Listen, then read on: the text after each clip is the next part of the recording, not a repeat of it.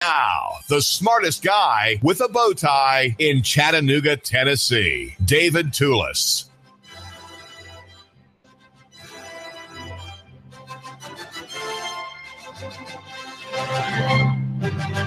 Why in Old Testament Israel were people executed by a crowd, all of whom threw a stone at the murderer or the rapist or the idolater? Why is that everyone had to take part?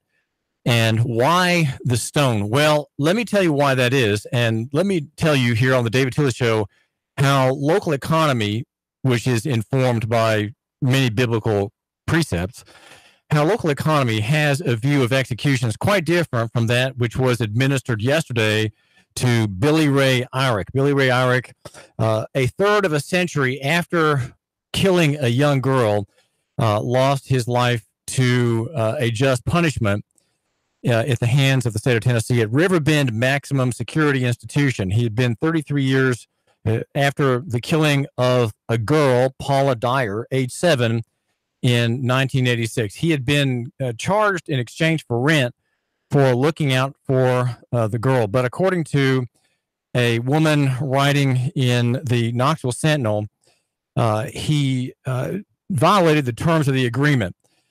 And he grabbed little Paula, forcing her into a bedroom, barricading the door as her siblings, now get this, screamed outside, holding the child down, covering her mouth, raping her repeatedly, and then casting her aside there in Exeter Avenue in Knoxville. So here it is. It is 33 years after the crime, and he's executed before witnesses in extraordinary isolation, in extraordinary security. You, my listener, could not get in there to watch. You, my listener, could not get in there to put your hand on the administrative button that administered the poisons which took this murderer's life, Billy Ray Irick. You could have no part in it. Why is it that in the old Hebrew Republic, which is a country thousands and thousands of people in Chattanooga and Hamilton County hear about every Sunday, a country about which probably a third of the people in the city read about in their Bibles every day. A lot of people have quiet times, as they're called, reading the scriptures in the Old Testament and the New. How is it that in the old Republic, the confederation of 13 tribes of the descendants of Abraham, who became God's chosen people, right? God rejected all mankind, but showed favor to that one man and his descendants, a special favor. No one else could claim it. No one else wanted it. No other country or empire or peoples cared for it, but he did lavish it upon Abraham and his descendants. If you read the scriptures, you'll see how that works. And the law he gave there was always a law, but he codified it in stone with single words on those tablets and summarized. There are the 10 Commandments, a summary of all of his precepts, all of his holy character. That government or that series of governments among those people had what I would call a local economy view of capital punishment. There were no prisons in the old Republic, right? The old Republic that admittedly, even by humanistic historians, influenced the founding of the American colonies, and to some extent the American state that became the federal corporate empire, long distended, long separated in concept from the original organic founding of this country. Our country has its roots in many ways in the precepts of Old Testament law in the first 5 books, which are the law recognized by so-called Jews today, people who follow the Judaistic, the Pharisaical tradition in the so-called Jewish religion, Judaism religion. Those books we all have in common, right? Christians and Jews, and even Muslims would claim some authority for those books. Well, how is it in that republic? The murderer was stoned. Why the stone? Well, here's an analysis that comes from an unexpected direction, perhaps, and has unexpected points attached to the necessity of execution for capital crimes. And that is the right to bear arms and the right for individual personal defense, the right of the individual to be treated lawfully, regardless of the king, regardless of the administration of government, regardless of the courts that may exist in his country or in his time.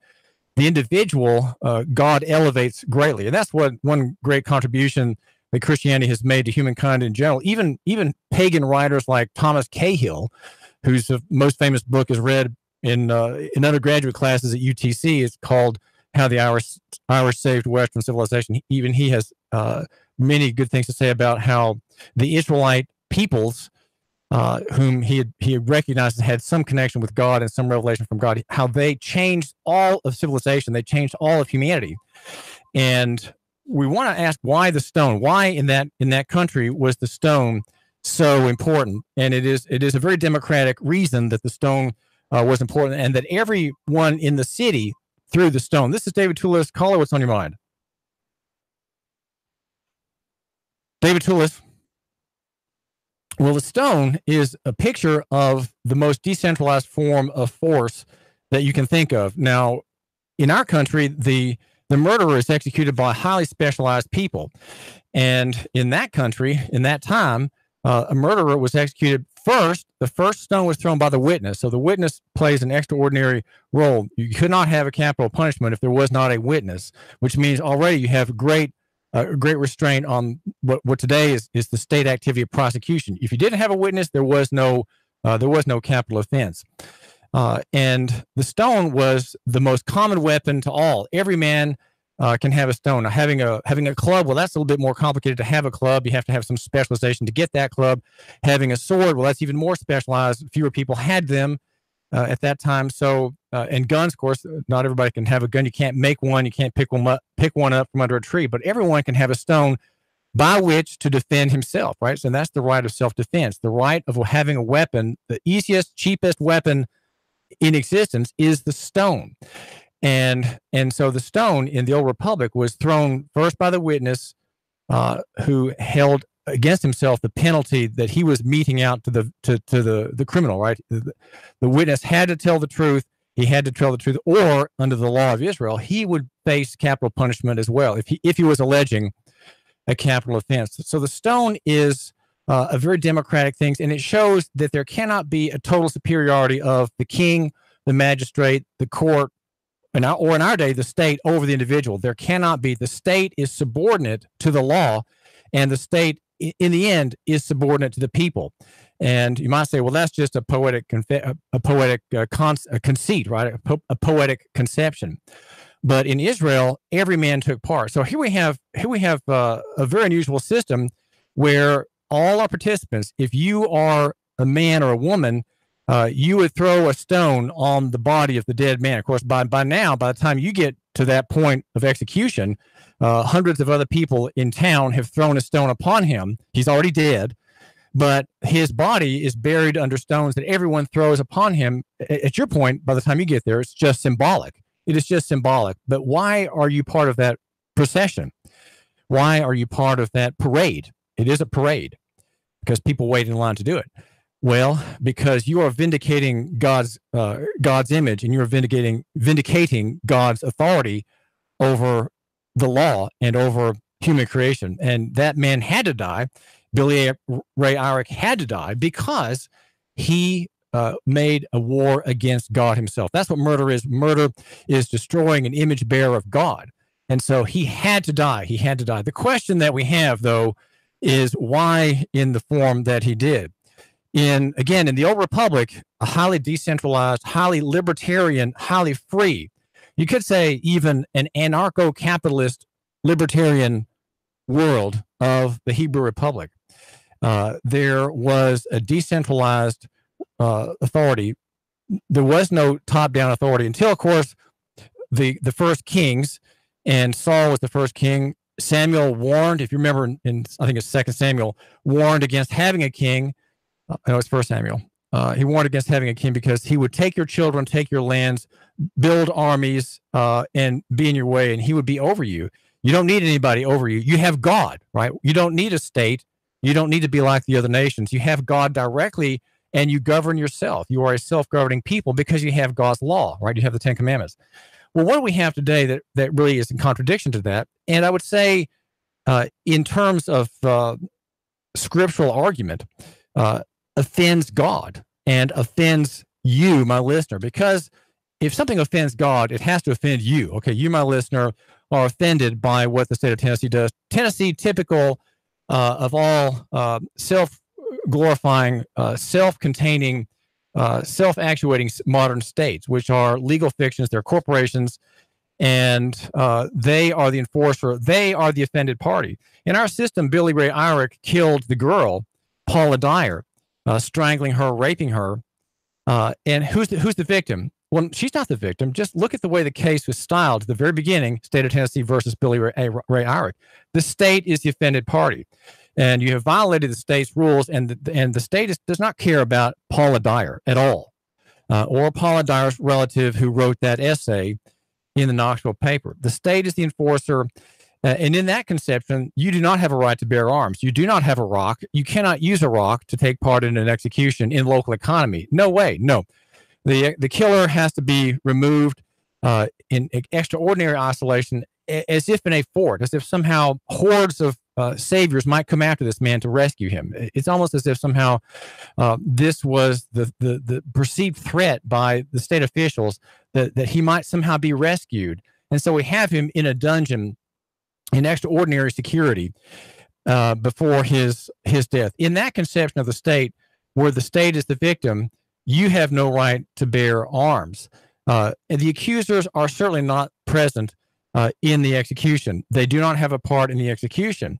The executioners are anonymous state employees. The whole is done in utter seclusion. Why in seclusion? Why not in front of everybody? I wonder. Why not so we all can see and we can all learn something for it? Why do we have to read reports online or in print about the death of Billy Ray Irick, who has been brought to justice after a third of a century? Get that, 1/3 of a century. Our system of ideas has brought a man to justice. And now you tell me which is a better system, the one in the Bible, the one that's implied in common law, which Tennessee, in almost every point, has denied and rejected. Tennessee has denied and rejected common law rights. Common law liberties are denied as well in many, many ways. For example, did you know that in Tennessee, owning and bearing a weapon is outlawed? It is simply outlawed. Though the state allows defenses, what it calls defenses, for carrying or using or having a weapon. Did you realize that? It's a law written against blacks, against African Americans, against the slave population at the time. That law has never been cleaned up from the state's racist, anti-black, pro-Caucasian heritage. In the Irick execution, again, there's no confrontation by the accused, Billy Ray Irick, to his accuser, right? There's no way to have a meeting. There's no way to say, again, where the accuser, supposed to be an accuser, a person who's an accuser, is confronting the man whom he's ordering to be slain because of his testimony. His testimony brings around the death penalty. And the accuser knows that a falsehood will put him on that gurney if he tells a lie, if he's been telling a lie. And in the modern conception, if you lie about someone, you get prison. Okay, you can perjure yourself, you get prison sentence. You don't get the same term that you were willing to mete out on others. Murder today in our modern political economy, in our modern national economy here in Tennessee, murder is at a discount. Mass murder is at even a greater discount. Think about the 2011 Norway massacre of 77 people. The man who did that got a 21-year sentence in August of 2012. That's 13 weeks per victim. But because he can get parole in 10 years, that's 6 weeks per victim. There's a steep discount for mass murder, and there's a discount for murder. And the victims of Billy Ray Irick, those families, the Dyer family members, they've been paying to have him there for 33 years. They've been paying taxes so that Billy Ray Irick may be there in court fighting this and fighting not that I'm not to say that I would disagree with those efforts. Okay, I would say that those efforts should be made, and I would probably be. I've read enough John Grisham novels to think that maybe I would be on his side, right? If I were looking at it from a legal perspective, but no, we have the stone, which is the picture of you, the man with authority. You, my listener, with a stone, throwing a stone on the body, or the first, or maybe the second or third stone upon Billy Ray Irick, killing him by stoning, where we're all taking part. And what are we doing? We're all vindicating God, against whom Billy Ray Irick made a war against God directly. And now you're sending him to his judgment, right? A second judgment. That's your intention, to send him to a second judgment. But of course, if he repented of his sins, then he has eternal life. And that's something that God would bring him about to have in his time in prison. God can save a man even though he justly deserves capital punishment. And the idea of the stone, I think, is important because it's the right to bear arms. And it shows that in God's perspective, there shouldn't be a badge killing a murderer. It should be you, the listener, the common listener, the ordinary working man, the man looking for work, the man with a family, the man with a small business, the man with an employment, the garden, the man with the new car, the man with the canoe in which he goes boating on Lake Chickamauga. You are responsible because of the stone for making the judgment and vindicating God's glory and God's honor and God's law. That's the idea in Christianity. Okay, that's the Christian conception of capital punishment. You cannot escape it. Now, we have this specialization, and specialization, of course, always plays up the badge. The badge suddenly becomes important. And I was making note of how in England, the nobility they weren't hanged. Okay, poor people were hanged.